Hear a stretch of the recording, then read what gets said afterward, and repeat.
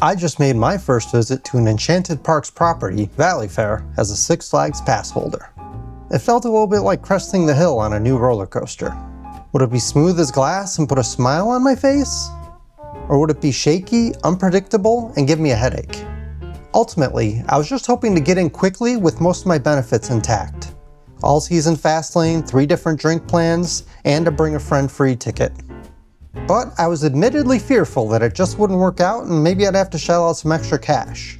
So, how did this particular roller coaster pan out? Buckle up and let's ride.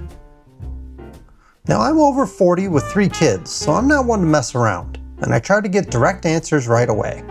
I found the first employee in a Valleyfair shirt and explained a little of my situation. I have a mix of Six Flags passes, 2 gold passes and 2 prestige. The prestige passes are for myself and my oldest son as we ride the most coasters, and I asked where I needed to go. He directed me and my family to a line of employees setting up people with Enchanted Parks passes. Step 1 started out promising as the employee had me bring up my first gold pass and scanned it, but my pass type mix proved to be a problem and brought this part of the process to a full stop like a bad mid-course brake run. His explanation? Only about 50% of gold passes successfully transferred over to Enchanted Parks. Now I'm sure of one thing here. The transfer of pass information was undoubtedly complicated. But in my full-time gig in the tech world, if I delivered anything at 50% success rate, I'd be retired, like most aero loopers should be. So we got redirected to step 2. Go through security and go to the guest services building.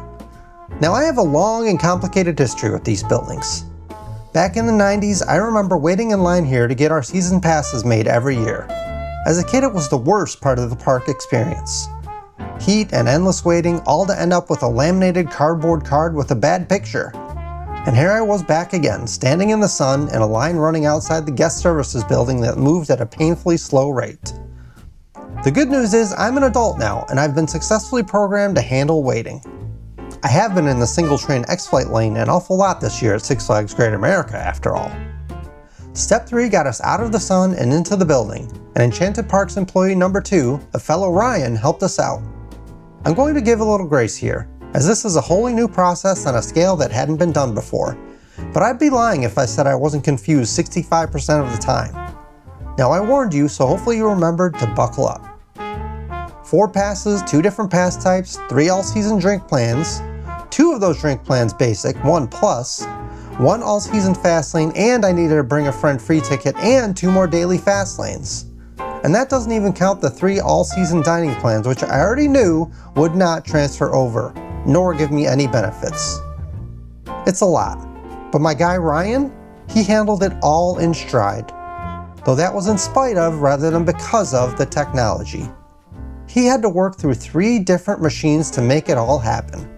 A tablet for one part, a desktop PC for another, and finally, the holy grail of the whole operation, a single cell phone.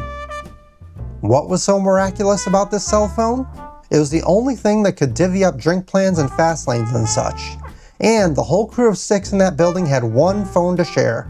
It was a constant game of, is the phone available yet? I mean, just imagine if park ops only had 1 attendant checking restraints on every ride. And you thought wait times are bad now? Huh. But that holy grail phone and my guy Ryan got it all sorted. At the end of it all, I had my 2 new Enchanted Parks passes in place of my gold passes. My 2 prestige passes were all set for success. And those apparently transferred over at a greater than 50% rate. My daughter was in on a bring a friend free ticket, and I had my 3 total fast lane wristbands. Now, did this whole process take over an hour? It sure did, but like I said before, this is all new. And every step of the way, every Enchanted Parks employee I worked with was genuinely impressive. Courteous, on point, and most importantly, there were always line helpers, making sure everyone was in the right place and everything was moving along as it should. I have no notes. And once I was in the parks, well, everything ran as smooth as a pre-2010 B&M track. I got free refills whenever I wanted. The Fastlane wristbands, already way easier than the reservation system at Legacy Six Flags parks, made our ride day easy, and the food, though unspectacular, was just fine. My only hiccup came from a ride op who told me I couldn't record with my meta glasses.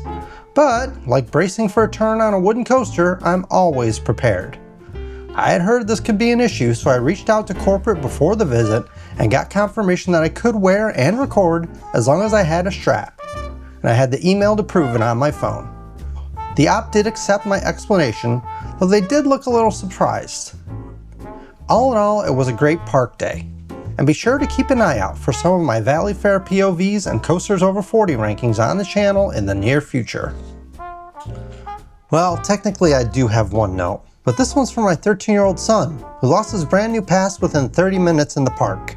Now the parents out there know this. A 13-year-old, they're about as reliable as an intimate on opening day, so I have to live with that. Hopefully this video helps any of you out there that might have to go through the same process. Now it wasn't totally painless, but it was pretty well run overall. Show some patience, understand the complications, and know that it will all get worked out in the end. And eventually you'll be lapping Wild Thing like I was on Saturday. I'm Ryan, thanks for watching, and I'll see you at the parks.